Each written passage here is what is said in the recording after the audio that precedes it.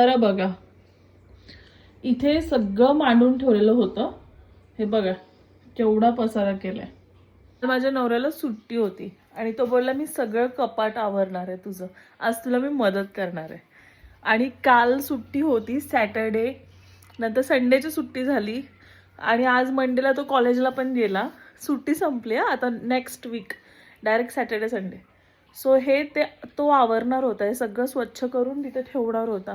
त्याने स्वतः काढले, ठेवलेलं असायचं पण त्याने स्वतः काढलंय. आता मी काय करायचं, म्हणजे तो येईपर्यंत वाट बघू की तसंच ठेवू?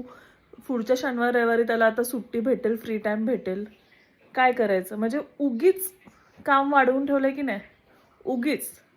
रोजच्या रोज माझे मी कपड्यांच्या घड्या घालून ठेवत होती, तर बोलला नाही मी आता कपाट साफ करतो, स्वच्छ करतो, अजून तुझं काम कमी करतो. आता मी काय करायला पाहिजे?